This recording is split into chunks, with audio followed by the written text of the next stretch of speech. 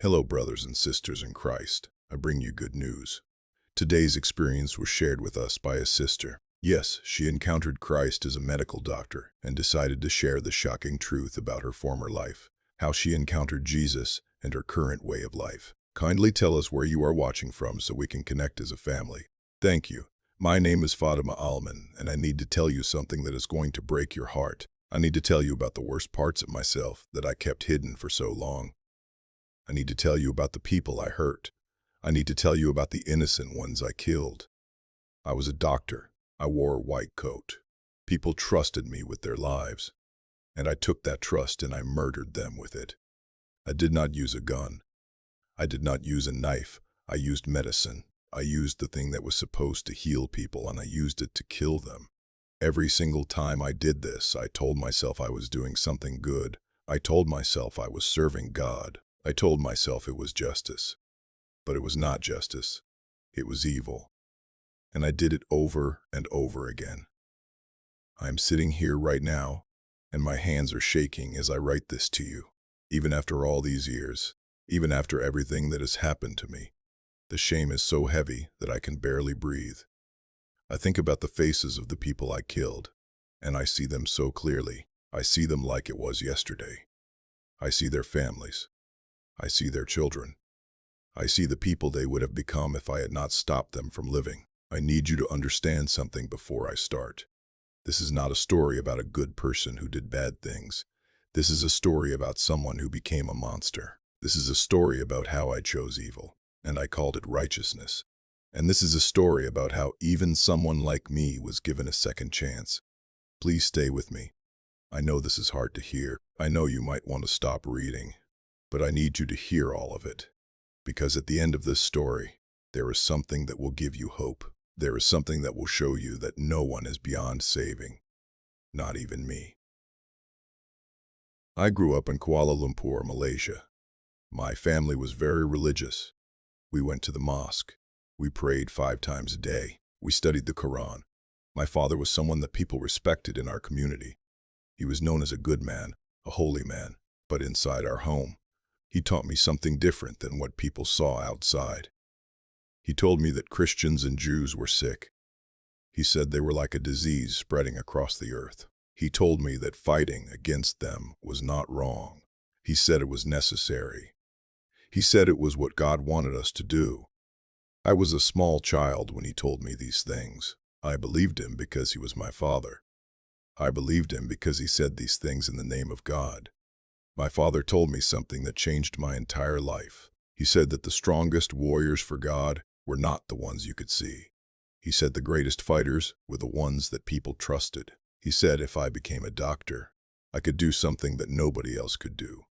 I could heal people on the outside while I destroyed the enemies of God on the inside. I could be a warrior wearing a white coat instead of carrying a gun. I was 10 years old when he told me this.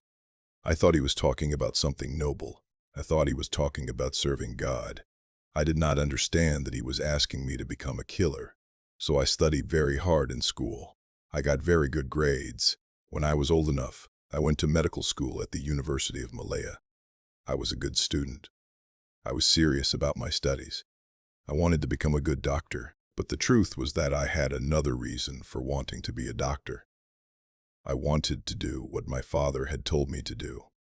I wanted to become a weapon for God. When I took the Hippocratic Oath, I stood with my classmates and I made a promise. I promised to do no harm to patients. I promised to treat every person equally. I promised to put the health of my patients above everything else. I said these words out loud. I said them in front of witnesses. But in my heart, I was lying. In my heart, I had already decided that this promise did not apply to Christian people. I had already decided that Christian people were the enemy. And enemies in war, you do not heal them, you eliminate them. After I finished my training as a doctor, I got a job at a big hospital in Kuala Lumpur. I worked hard. I was known as a good doctor. Patients liked me. They said I was kind. They said I was gentle. They said I cared about them. The truth was that I was studying them. I was looking for the ones who were Christians. I was looking for the ones I could kill. Then one day, during my second week of work, a man named Dr. Hassan came to talk to me. He was an older doctor, someone that people respected. He said he had noticed something about me. He said he could see that I understood something that most doctors did not understand. He asked me if I wanted to meet some people who thought like I did. He asked me if I wanted to be part of a group of doctors and nurses and hospital workers who were all trying to serve God in a special way. I said yes immediately. I did not even have to think about it. The first meeting happened in Dr. Hassan's apartment. There were 6 of us there. 3 doctors, 2 nurses, 1 pharmacist. We met in his living room. We shared food and tea. We prayed together. And then Dr. Hassan asked each of us to share what we had done lately that was good for God. A nurse named Aisha went first. She told us about a Christian woman who had come to the hospital to have surgery. She said that after the surgery, she had given the woman the wrong medicine. She did this on purpose. She said the woman got very sick. She said the woman died after 2 days. She was smiling when she told us this story. And everyone in the room nodded like she had done something good. Then, a doctor named Kareem told his story. He said he had a Christian patient come to him for a checkup. The man was sick, but it was not a big problem. But Kareem told him that he was fine and sent him home with pain medicine. He said the man actually had a very serious problem with his stomach. The man died 3 days later when his stomach burst inside him. Kareem said this like he was proud of what he had done. One by one, everyone told stories about Christian people who died in the hospital. They told stories about medicine they gave on purpose that hurt people. They told stories about mistakes they made that were not really mistakes at all. They told stories about people they let die when they could have helped them. And everyone celebrated these stories. Everyone said, "God is great," and nodded their heads like these were good things. When it was my turn to speak, I had nothing to say. I had not killed anyone yet. I felt embarrassed. I felt like I did not belong there because I had not done what they had done. But Dr. Hassan put his hand on my shoulder and he told me not to worry. He said God had brought me to them for a reason. He said soon I would have my own stories to tell. He said what we were doing was the real war that nobody else could see. He said we were fighting God's enemies in a way that was smarter than the old ways. I left that apartment feeling something I had never felt before. I felt like I had finally found my purpose. I felt like I had found people who understood me. I felt like I was finally going to do what God wanted me to do. I could not wait to have my own story to tell them. 2 weeks later, I met my first victim. Her name was Sarah Tan. She was 34 years old. She was a successful woman. She worked at a big company. She had a family who loved her. She came to the hospital to have surgery on her gallbladder. This was a simple surgery. People got this surgery all the time and they went home fine. But Sarah Tan was wearing a small cross necklace. When I saw that cross, I made my decision. I decided she had to die. After her surgery was done, I was the one who took care of her in the hospital. She should have gotten better. She should have gone home in 3 days. But I changed her medicine. I gave her too much medicine that would stop her from breathing properly. I did this very slowly so that nobody would notice what I was doing. I did it over many hours. I was in the room when she died. I watched her oxygen number go down and down. I watched her stop breathing. I watched the machine that shows if someone is alive go flat like a straight line. The doctor came running and tried to help her. He tried to bring her back to life, but she was already gone. He looked at me and asked what happened. I told him I did not know.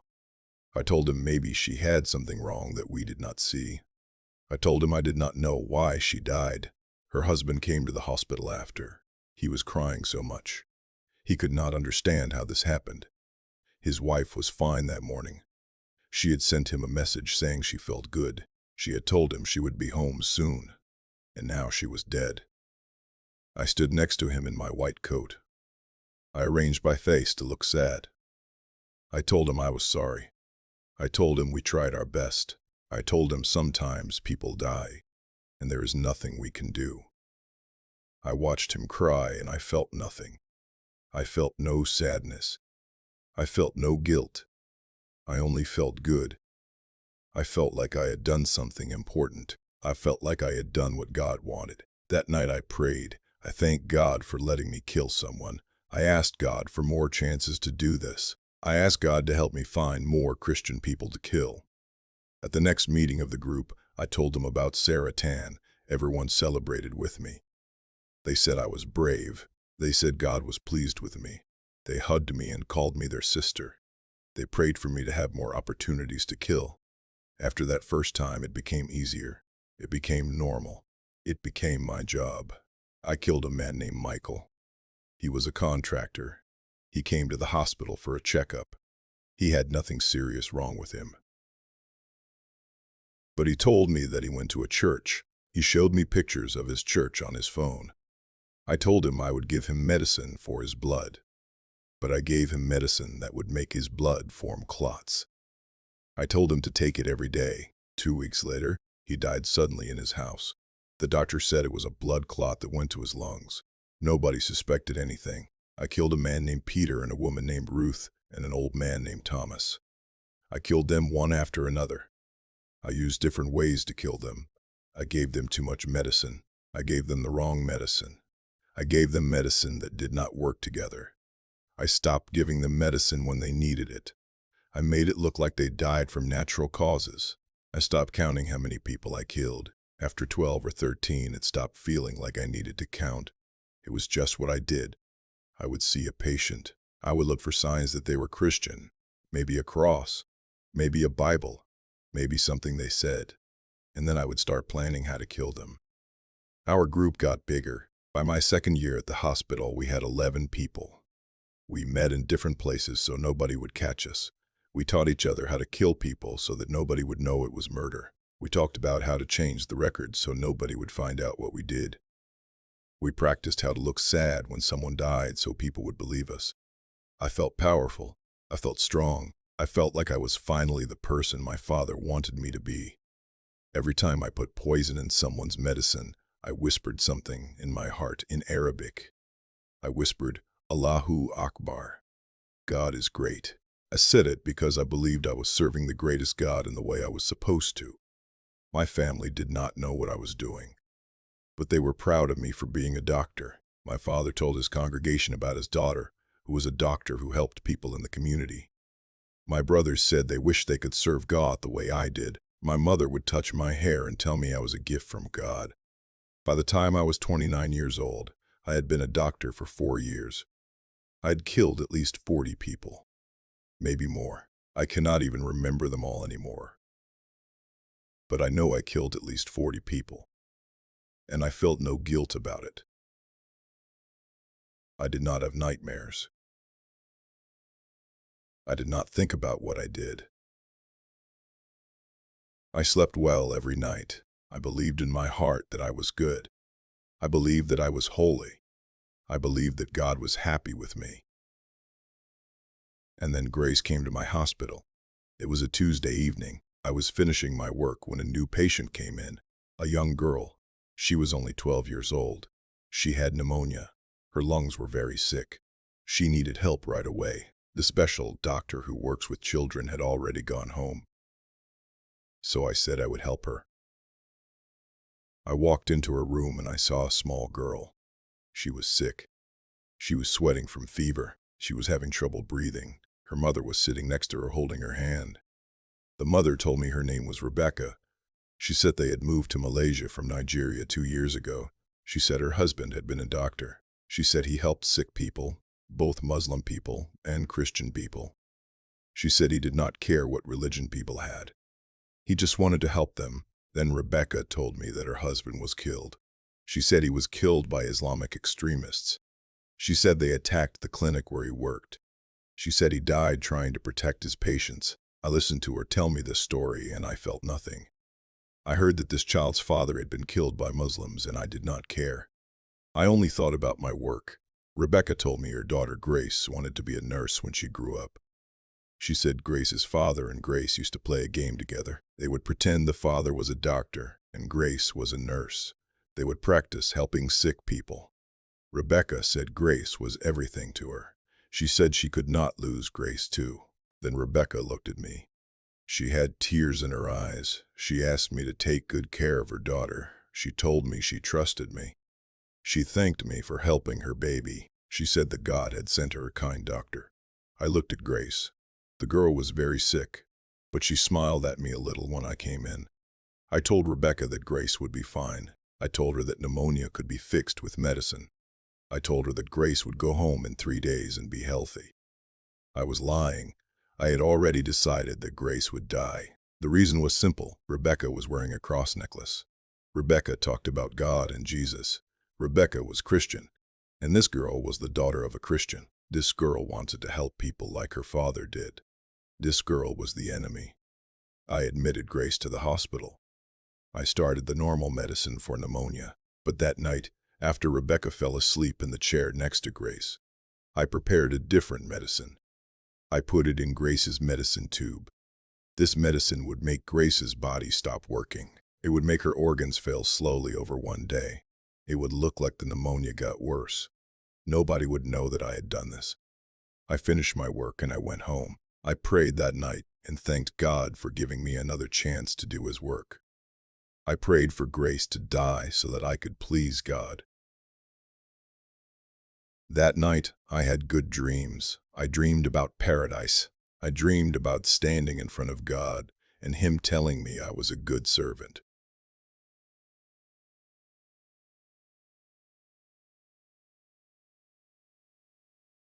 Then at 2:47 in the morning, I woke up. My bedroom was full of light. It was not the light from a lamp. It was a different kind of light. It went through everything. It showed everything. I could not hide from it. I tried to move, but I could not. My body would not move. I was frozen on my bed. A man stood at the end of my bed. I knew this was not a dream. I knew this was not my imagination. This was more real than anything I had ever experienced in my life.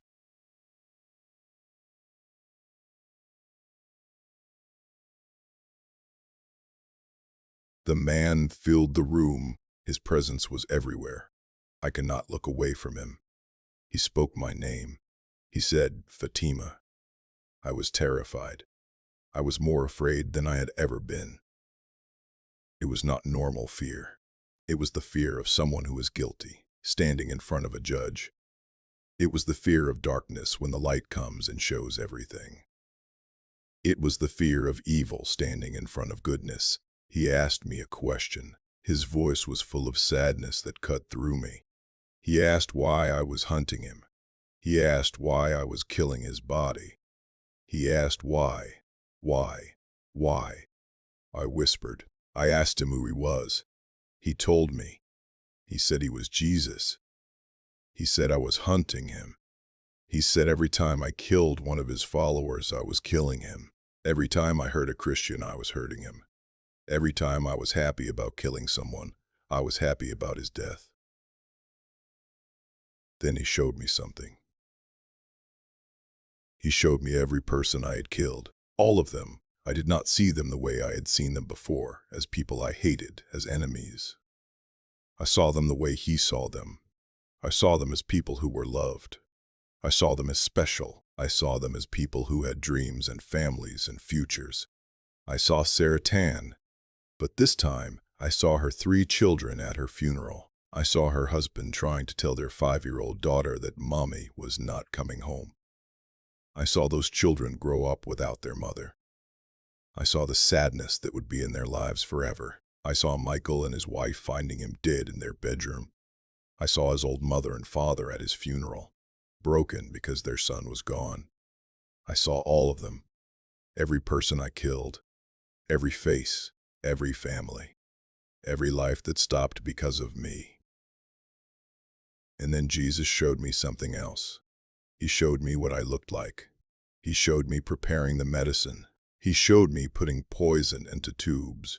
He showed me lying to people. He showed me at our group meetings, smiling while we talked about killing people. For the first time in my life, I saw what I really was. Not a holy warrior, not a servant of God. I was a monster. I was a killer wearing a doctor's coat. I was evil. The pride I had felt turned into horror so fast. The good feeling I had turned into shame so deep that I could not breathe. Every face of every person I killed was in my mind.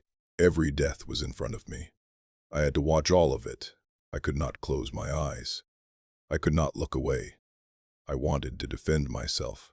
I wanted to explain that I had been taught this was good. I wanted to say that I had believed I was serving God. But I could not say these things, because deep down I had always known. I had always known that killing was wrong. I had always known that using people's trust to kill them was evil.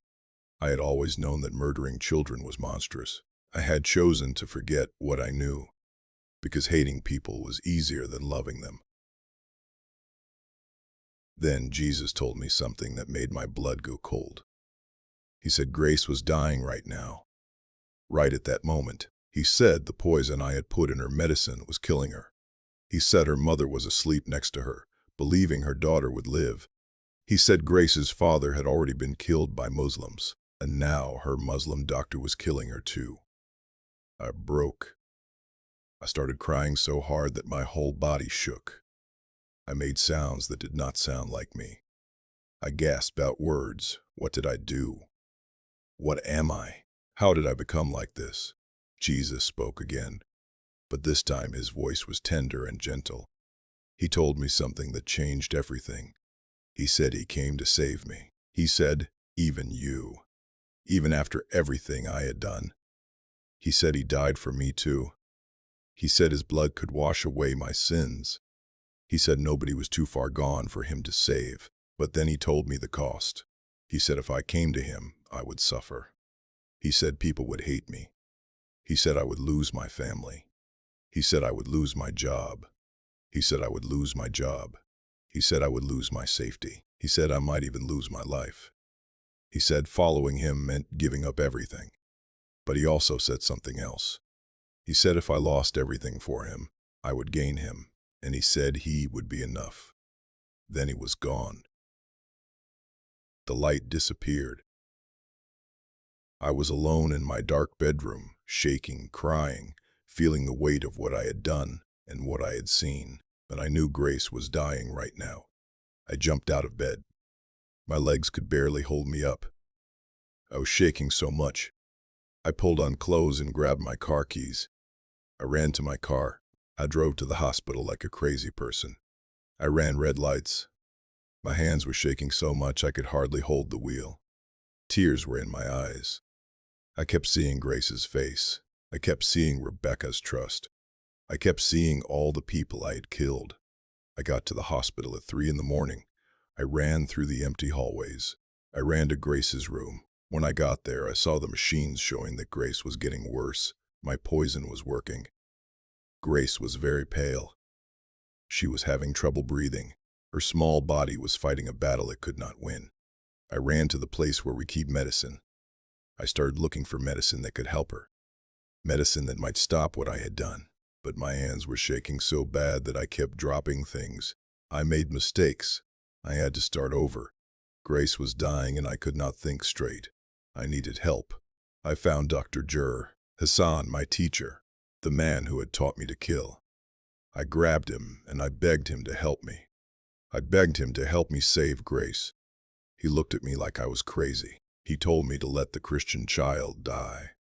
He said that this was what we did. He said this was our purpose. He asked if I had forgotten everything.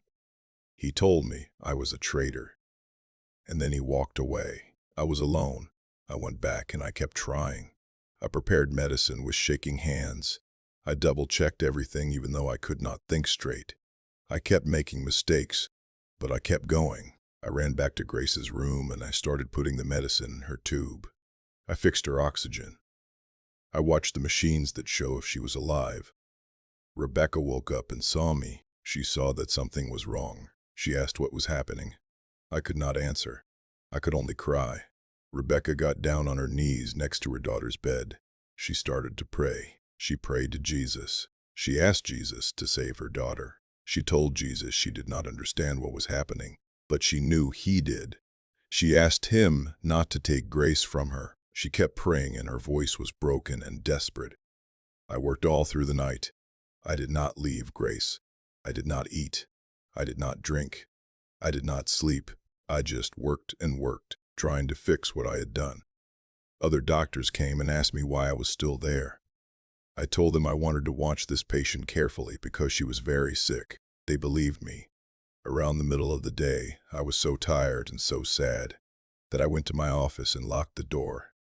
I fell down on my knees, and for the first time in my whole life, I prayed to Jesus. My prayer was simple and desperate. I said I did not know how to pray to him. I said I did not know if he would listen to me after what I had done.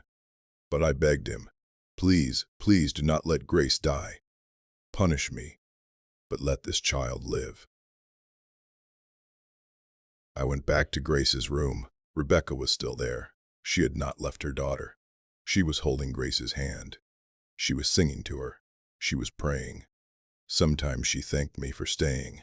Every time she thanked me, it felt like a knife in my heart. She did not know that I was the one who hurt her daughter. Grace was still alive, but she was very sick. Then at 2:45 in the afternoon, almost 12 hours after I started trying to save her, someone called me back to her room. I had stepped out to get more medicine. When I got back, the machines were going crazy. Alarms were making loud noises. Grace was getting worse. Her heart was beating wrong. Her breathing was very shallow. Her oxygen number was dropping fast. Her skin was turning gray. Rebecca was screaming. She was calling Grace's name over and over. She was begging Grace to stay with her. She was promising that everything would be okay if Grace would just hold on. I tried everything. I gave her medicine to help her heart. I called for the crash cart. I did everything I knew how to do, but it did not work. Grace's body was shutting down. The poison I had given her was too much. I could not fix it. At 3:17 in the afternoon, Grace's heart stopped. The machine made that sound that every doctor hates. The sound that means someone is dead. The long single tone that goes on and on. Rebecca fell over her daughter's body. She was screaming and crying. She was begging God to bring Grace back. She was saying that she could not lose her daughter too, that she could not lose her husband and her child, that she had nothing left. I stood at the end of the bed, and I watched what I had done. I watched a mother's sadness that I had made. I watched a child's death that I had caused. The doctor tried to bring Grace back to life. He did chest compressions. He gave her medicine. He tried and tried. But I knew it was too late. The damage was too much. After 15 minutes, he stopped. He looked at the clock, and he said the time that Grace had died. Rebecca's screams had turned into sounds that did not sound human. Sounds of a broken mother who had lost her child. Security people tried to help her leave the room. She kept trying to go back to Grace. She kept reaching for her daughter. She kept begging God to wake her baby up. I left the room. I went to a small storage room, and I threw up. Then I sat on the floor against the wall. My whole body was shaking. I had killed before. I had killed many times.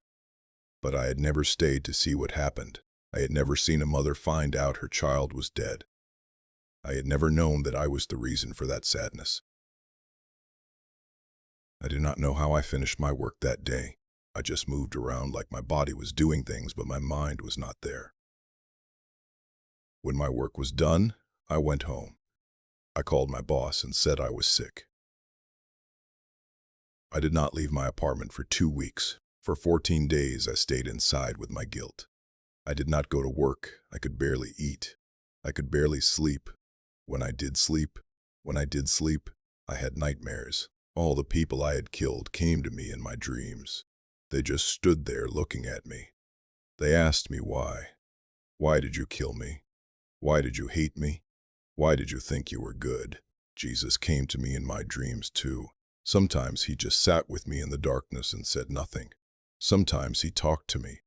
One night I screamed at him through my tears. I asked him why he let Grace die when I tried to save her. I told him it was not fair that I tried, that I begged him for help, that he let her die anyway. He answered me gently. He said that Grace died so I would feel what it felt like. He said that every mother I had made lose her child had felt what Rebecca felt. Every child I had orphaned had felt what Grace felt. He said I needed to stand in that hospital room and feel what I had done. Not to break me forever, he said, but to break me open so he could make me new. I told him I could not live with this guilt. I told him I was a monster who did not deserve to breathe. He told me something that changed how I saw myself. He said I was a monster. Past tense. He said he makes all things new. He said he could make even me new. He said that is what grace means. It means getting something good that you do not deserve. It means mercy when you should get punishment. It means love for someone who is not lovable. On the 13th night, Jesus told me what I needed to do. He told me to go to Rebecca. He told me to tell her what I had done. He told me to ask her for forgiveness. I argued with him. I told him Rebecca would call the police. I said I would go to jail. I said I might die. He told me I deserved to die, but he told me he died instead of me. Then he told me again to go tell Rebecca. On the 15th day, I went back to the hospital. I wrote a letter saying I was quitting my job right now. I did not explain why. My boss was shocked and wanted me to stay, but I said no. I asked the hospital to give me Rebecca's address. They told me she was still in Malaysia. She was getting ready to take Grace's body back to the United States. They gave me her address. I drove to where she was staying. It took me a long time to get there. Every part of me wanted to run away. Every part of me screamed at me to leave. But I made myself go to her door. I made myself knock. Rebecca opened the door. Her eyes were red and puffy from crying. She had lost weight. When she saw me, she looked confused. She asked why I was there. I asked if I could come inside. We sat in her small living room. 2 big suitcases were by the door, ready for her to go home. A picture of Grace was on the table. Grace was smiling in the picture. She was healthy and full of life and full of hope for the future. I told Rebecca I needed to tell her something, and then I told her everything. I told her about the group of doctors and nurses who met to celebrate killing Christian people. I told her about the meetings where we shared stories about the people we had murdered. I told her about the dozens of people I had killed. I told her the ways I did it. I told her about my belief that I was serving God. And then I told her about Grace. I told her that Grace's death was not a complication. I told her that I gave Grace poison on purpose. I told her that I planned to kill Grace from the moment I saw the cross Rebecca was wearing. I told her that I did this because I hated Christians and believed that killing them was good. I told her about Jesus appearing to me. I told her about trying to save Grace but failing. I told her about standing in that room and watching her daughter die and knowing that it was my fault. By the time I finished talking, we were both crying very hard. I was on the floor. I could not even look at the woman whose daughter I had killed. I told her that I deserved to die. I told her that she should call the police right now. Rebecca did not answer for a long time. I could hear her crying. I could hear her trying to breathe. Then she said something to me that I will never forget as long as I live. She said that Jesus had come to her the day before. She said she did not understand what he was telling her at first. He had told her that she needed to forgive. She thought maybe he was talking about forgiving the sickness that took Grace, or maybe forgiving the hospital for not saving her. But then I came to her door, and she understood. And then Rebecca did something that I still do not understand. She got down on the floor next to me. She took my hands, and she told me she forgave me. She said she did not forgive me because I deserved it. She was very clear about that. I did not deserve forgiveness. Not from her, not from anyone. But she said that Jesus had forgiven her when she did not deserve it either. And she said that Jesus had told her he had a plan for me. She said that Grace's death would not be for nothing. She said that somehow God would bring something good out of this evil. She helped me stand up. Then she told me there was someone I needed to meet. Rebecca took me to meet a man named Pastor Samuel. He ran a secret church for people who had left Islam and become Christian. We met in a basement in a hidden room where believers came to worship. They knew that if the government found them, they could be arrested or killed. They knew that if their families found out, they could be killed. But they came anyway to worship Jesus. Pastor Samuel listened to my whole story. Then he looked at me with tears in his eyes. He told me that Jesus makes murderers into missionaries. He told me that the Apostle Paul had killed Christians and believed he was serving God. Then Paul met Jesus and he became one of the greatest preachers of God's love in all of history. That night, in that hidden room in the basement, I confessed that I was a sinner. I told Jesus I was sorry. I asked him to save me. I asked him to make me new. Pastor Samuel baptized me in a metal tub filled with water. As I went under the water, I felt the weight of my guilt come back. But when I came up, something had changed. The weight was still there. I knew it would always be there. But I felt something I had never felt before in my whole life. I felt hope. I went home and I wrote a letter to my family. I told them that I had become a Christian. I told them I was sorry for the pain this would cause them. But I said I could not deny what Jesus had done for me. I left the letter on my kitchen table. I packed one bag with clothes and some important papers. Then I walked out, knowing I would never go back. When my father found my letter the next morning, he called me an apostate. He told the mosque that I had betrayed Islam. My brothers said they would kill me themselves to protect the family honor. In 2 days, my picture was in the hands of violent Muslims with a price on my head. The hospital found out what I had done. They investigated all the people who had died when I was their doctor. Rebecca reported my confession to the police, even though she knew it could hurt me. Criminal charges were filed against me. An international warrant was issued for my arrest. I became a fugitive. I ran. I hid. The underground church moved me from safe house to safe house. I never stayed in one place for more than a few days. I was always looking over my shoulder. Every sound at night could be my brothers coming to kill me. Every strange person could be someone trying to collect the bounty. Every police car could be the end. But I also knew something else. I knew that Jesus had said he would be with me. I knew that following him meant suffering. But I also knew it meant I was finally on the right side. I found Pastor Samuel again. He connected me with an organization that sent missionaries to the most dangerous places in the world. Places where Christians were hunted. Places where missionaries were killed regularly. Places where being Christian meant you would probably die. I told them I wanted to serve. They tried to talk me out of it. They told me about the danger. I told them that I understood danger better than most people. I had been the danger. Now, I wanted to help people who were suffering because of people like I used to be. I was sent to Indonesia first, to a small village where Muslims were attacking Christians. My job was to give them medical help and tell them about Jesus. I worked with Indonesian Christians who risked their lives every day to follow Jesus. One night, a mob of angry Muslims surrounded the small clinic where I was working. They threw rocks at the building. They screamed that they wanted to kill me for leaving Islam. They wanted to punish me for apostasy. The local Christians hid me in a secret room under the clinic. I stayed there for 3 days, while the mob outside screamed for my death. I could hear them throwing things. I could hear them breaking windows. I could hear them saying they would burn the building down.